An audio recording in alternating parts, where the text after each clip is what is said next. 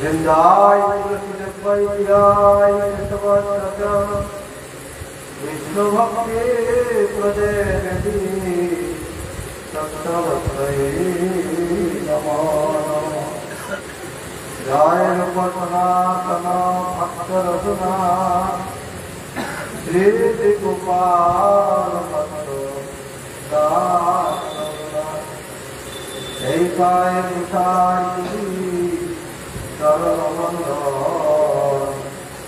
जा होइति विघ्ननाश ओ विष्णु श्री कृष्ण चैतन्य प्रभो नित्यानंद यात्रैकवदा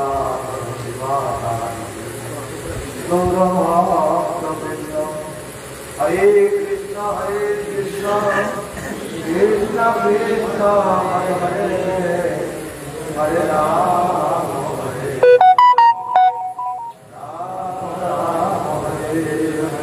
भगवान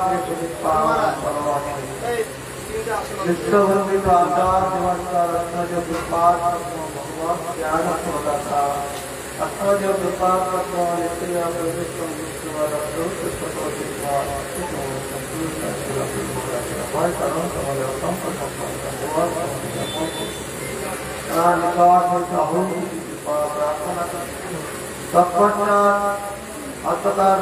सभापति मानव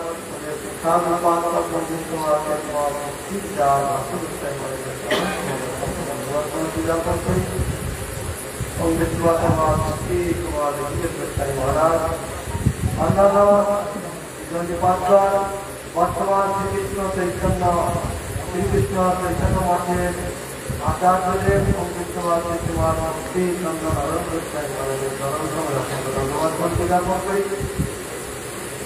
অন্যান্য ভাগবত শ্রীদেবী পাত্র পরমপূজনীয় বৈষ্ণববৃন্দ সত্সঙ্গমণ্ডলী মাতৃমণ্ডলী সকলকে যথার্থ সম্মান উৎপাদন করে শ্রী গুরু গৌরাঙ্গের অপার করুণাকে অবলম্বন করে আজকে আমরা উপস্থিত হয়েছি ওম বিষ্ণুমাল ব্রহ্মণ পরিপ্রাচার্য ভক্তি কুমার আচার্য দত্তান মহারাজের শুভ আবির্ভাব তিথি অধিবাস শুভ অধিবাস তিথি শুভ লগ্নে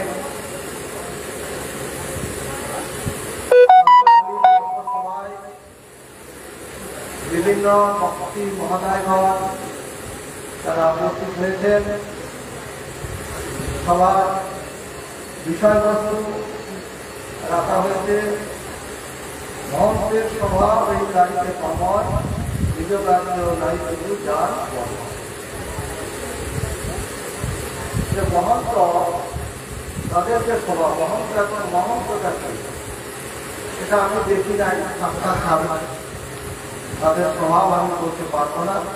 তবে আমার চোখে যে মহন্ত দর্শন হয়েছে বা দর্শন করেছি তাদের দু একটা কথা হয়তো বলার প্রয়াস নেব। এই মহন্ত এই জগতে অনেক থাকলেও আমি দর্শন করছি আমার পাঁচকে এবং এই মঠের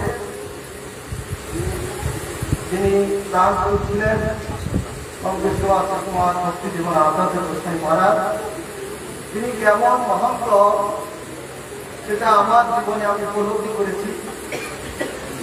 যেমন যখন আমার পূর্বাত্মকে আমি হারিয়েছিলাম তখন পথ হারা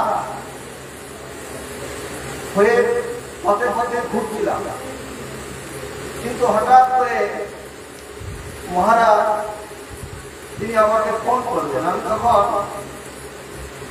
এক রাস্তায় ছিলাম, আমার কাছে একটা ছোট মোবাইল ছিল, মোবাইল বেজে উঠলো, ফোনটা ধরলাম, তখন মহারাজের গলা শুনতে পেলাম। মহারাজ বলছে, নারায়ণ মহারাজ তুমি কোথায়? ঠিক এইরকম কথা। তখন আমি বলছি যে মহারাজ আমি তো এখন রাস্তায়, যেটা সত্য ঘটনা। তারপর বলছে না না তোমার রাস্তায় থাকলে হবে না, গুরু গৌরাঙ্গের প্রচার করতে হবে। মহাপ্রভুর কথা, প্রভুপাদের কথা, গুরুদেবের কথা প্রচার করতে হবে। তুমি রাস্তায় থাকলে হবে না। তুমি এমন ভাবে আমাকে একটা বাণী উপদেশ করলে যেটা আমি মরা ব্যক্তি যেমন হঠাৎ বেঁচে গেলে কেমন হয়, আমার ঠিক তেমনি অবস্থা হয়েছিল তখন। তারপরে আমি বললাম যে মহারাজ তাহলে কি করতে হবে? তাহলে না, তুমি গুরুদেবের বাক্যকে তুমি লঙ্ঘন করবে না, প্রচার করতে হবে। প্রচার করতে আমার তো কোনো যোগ্যতা নেই। তাহলে না, যোগ্যতা নেই বললে হবে না। আমি মায়াপুর যাব, তুমি যেখানে আছো যাবে আমাদের ঘাটে, তখন মঠ হয়নি, তা ওখানে আমি যাব। ওখানে গিয়ে আমি তোমার ব্যবস্থা করবো। কি ব্যবস্থা করবেন আমি বুঝতে পারিনি তখন। তারপরে যাই হোক, মহারাজ দিয়েছিলেন এবং মহারাজ দিয়ে সমস্ত মায়াপুরের অনেক সন্ন্যাসী কর্মচারী এসেছিলেন এই উৎসবে বা সভাতে। সেখানে মহারাজ তিনি নিজের দায়িত্বের সঙ্গে মঠের উৎসব আদি বা আরো অনেক কথার সময় তো নেই, তা মঠ হবে ওখানে এবং মঠের নাম কি হবে, মঠের ভিত্তিপ্রস্তর ইত্যাদি সব কিছু তিনি করে আমাকে আশ্বস্ত করলেন। বলে না, তুমি এখানে গুরুদেবের কথা। মহারাজ নিজে আমার সঙ্গে জয়পুরে গিয়েছিলেন এবং জয়পুরে গিয়ে ওই মায়াপুরের সেই যুদ্ধ নিজে এনেছে। নিজে আমি যে কিভাবে কত টাকা চিন্তা পাবে, একটা বিদ্রোহ আনতে গেলে তাহলে ও সব চিন্তা করতেন। বিদ্রোহ কখনো মহারাজের কাছে আমি অনেক শিক্ষা লাভ করেছি, যেমন কিভাবে খেতে হয় ট্রেনে, বাসে বা বাইরে গেলে কিভাবে খেতে হয়। আমরা একবার দক্ষিণ ভারতে যাচ্ছিলাম মঙ্গলগিরি, পানারসি মঙ্গলগিরি, ওখানে মহাপ্রভু পাদপীঠ স্থাপন হবে। এই গোলকের চৈতন্য মঠে সব সন্ন্যাসী ব্রহ্মচারীর এখানে ব্যবস্থা নিয়েছিলেন। তা আমরা সেই উৎসবে গিয়েছিলাম। এক জায়গায় মহারাজের সঙ্গে এক জায়গায় বসার সৌভাগ্য হয়েছিল। তা এক মহারাজ পাশে বসে তিনি কলা খাচ্ছিলেন, মুখ লাগিয়ে লাগলেন। তখন মহারাজ বলছেন, আমি পাশে বসে আছি। মহারাজ বলছে, ও মহারাজ, ও মহারাজ, আপনি কি করছেন, কি করছেন? তাহলে কেন কলা খাচ্ছি? তাহলে কলা ওইভাবে খায়, সমস্ত ধোঁটাই তো নষ্ট করে দিলেন। দেখুন কলাটা কিভাবে খেতে হয়। তখন একটু ভাঙছে, এটা দেখে খুব ভালো লাগলো। তো সেখান থেকে অনেক সন্ন্যাসী ব্রহ্মচারী সেখানে যারা ছিলেন সকলে মহারাজের সুন্দর একটা আমরা কাছ থেকে শিক্ষা লাভ করলাম। এইভাবে বাইরে গেলে এইভাবেই খেতে হয়, তাহলে এগো হয় না। যাই হোক, এই হচ্ছে আমার সঙ্গে আমার দৃষ্টিতে এই যে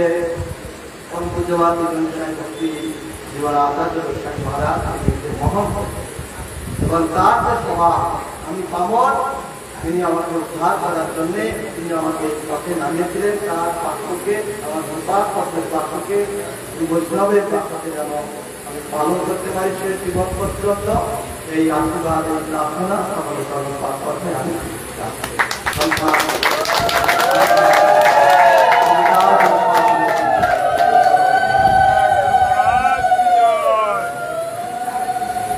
এখন আমাদের বিধান সমিতির বিশেষ প্রচারক বিশ্বনাথ কুমার ভক্তি বেদান্ত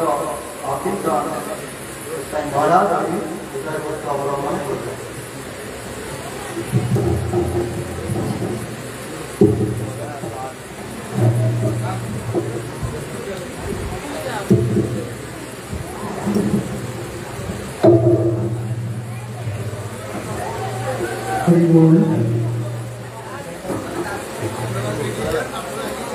गुरवे गौरचंद्राय राधिकाय तदालय कृष्णाय कृष्ण भक्ताय तद्भक्ताय नमो नमः। वाञ्छाकल्पतरुभ्यश्च कृपा सिन्धुभ्येव च पतितानां पावनेभ्यो वैष्णवेभ्यो नमो नमः। श्री कृष्ण चैतन्य प्रभु नित्यानंद श्री अद्वैत गदाधर शिवाचार्य श्री गौर भक्तवृंद। हरे नाम हरे केवलम फलो नास्तेवो नास्तेवो नास्तेवो।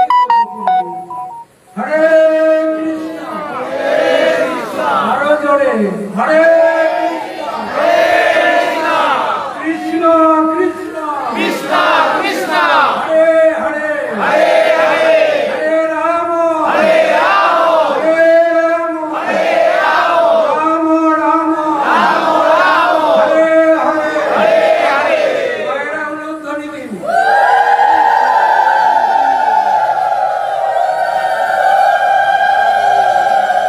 নিতাই গৌর সীতানাথ প্রেমানন্দে হরি হরি বল হরি হরি বল Hari Hari. Time is short, heart is long. সময় আয়ু 10 মিনিট। সর্বাগ্রে আমি আমার পরমাণিকতম গুরুপাত্মক মুপ্রকার নিপতি পাবন পদশদর্শী অমৃত দয়াকারী তত্ত্বত শ্রীমন তত্ত্বাভিন্ন শ্রীমান মহাপ্রভুর অভিন্ন প্রকাশ বিগ্রহ বৃষভানন্দী রাধা ঠাকুরানী কৃপা পুষ্ট আমার মতো চিন্তাক্লিষ্ট প্রতি জীবকে উদ্ধার করবার জন্য রাধাকুণ্ড থেকে তিনি এই ভৌম জগতে অবতরিত হয়েছেন। সেই পরমারাধ্য গুরুপাত্মক জগৎগুরু নিত্যলা গুরু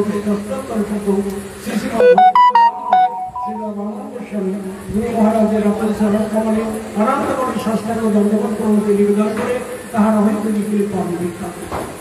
তৎপশ্চাৎ গৌরীয় বিরাট সমিতির প্রতিষ্ঠাতা নিয়ামক বৈষ্ণব শ্রী জগৎগুরু ছিল ভক্তি প্রজ্ঞান কেশব গোস্বামী ঠাকুর তথা শ্রীকৃষ্ণ চৈতন্য মঠের প্রতিষ্ঠাতা প্রাণপুর বৈষ্ণব শ্রমণী জগৎগুরু ছিল ভক্তি কমল মধুসূদন গোস্বামী মহারাজ উভয়ের রত্নচরণ কমলে অনন্ত কোটি শাস্ত্রাকে দণ্ডবত প্রণতি নিবেদন করে তাহাদের অহিত নিখিল বিখ্যাত।